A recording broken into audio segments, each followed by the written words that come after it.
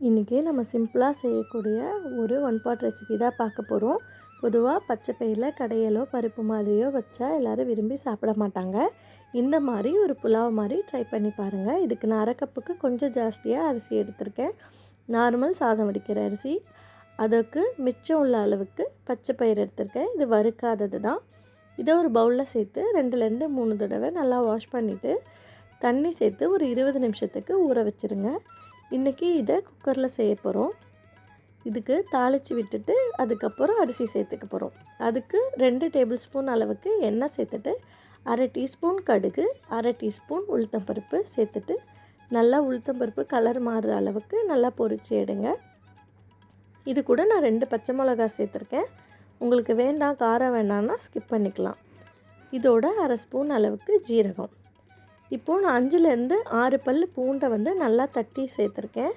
இதில் சேர்த்துருக்கிற பூண்டை ஸ்கிப் பண்ணாமல் கண்டிப்பாக சேர்த்துக்கோங்க. இந்த சாதத்துக்கு அதுதான் ஒரு நல்ல ஃப்ளேவர் கொடுக்கும்.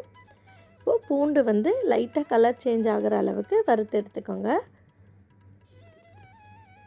இது கூட நான் ஒரு வெங்காயத்தை பொடியாக கட் பண்ணி வச்சுருக்கேன். இதை சேர்த்துக்கோங்க. வெங்காயம் ரொம்ப கலர் மாறணும்னு அவசியம் இல்லை. லைட்டாக கலர் சேஞ்ச் ஆனதுக்கு அப்புறமா நீங்கள் தக்காளி சேர்த்துக்கலாம். இப்போது இந்த அளவுக்கு வெங்காயம் நல்லா வதங்கட்டும்.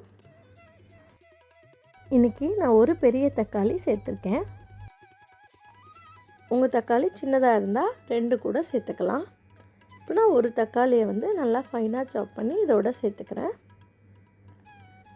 இந்த தக்காளி நல்லா குக் ஆகணும். அது வரைக்கும் வதக்கணும். இப்போ நான் முதல்லையே சாதத்துக்கும் தேவையான உப்பை முதல்லையே சேர்த்துருக்கேன்.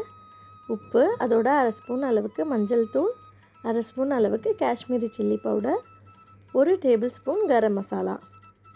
இதெல்லாம் சேர்த்து மசாலா கரிஞ்சிடாமல் ஸ்லோ ஃப்ளேமில் வச்சு நல்லா வதக்குங்க. தக்காளி ஃபுல்லாக நல்லா வதங்கணும். உங்களுக்கு தேவைப்பட்டால் லைட்டாக தண்ணி தெளித்து கூட வதக்கிக்கலாம். தக்காளி நல்லா மசிஞ்சதுக்கு அப்புறமா ஊற வச்ச அரிசியும் பச்சை பயிரும் சேர்த்துக்கோங்க. இது உங்களுக்கு ரொம்ப உதிரியாக வேணும் அப்படின்னா 1 கப்பு சாதத்துக்கு 2 கப்பு தண்ணி ஊற்றுங்க. நான் இன்றைக்கி கொஞ்சம் குறைவாக வேணுங்கிறதுனால 2.5 கப்பு அளவுக்கு தண்ணி ஊற்றிருக்கேன். நீங்கள் நார்மல் ரைஸ் வீட்டில் சாதத்துக்கு எப்படி வைப்பீங்களோ அந்த அளவுக்கு தண்ணி பார்த்து வச்சுக்கோங்க. தண்ணி ஊற்றுனதுக்கப்புறமா இப்போ உப்பு செக் பண்ணிடுங்க. உங்களுக்கு கொஞ்சம் உப்பு தூக்கலாக இருந்தால் சாதம் வெந்து வர்றப்போ உப்பு சரியாக இருக்கும். இப்போது குக்கரை மூடி போட்டு ஒரு 3 விசிலுக்கு நான் வச்சுருக்கேன்.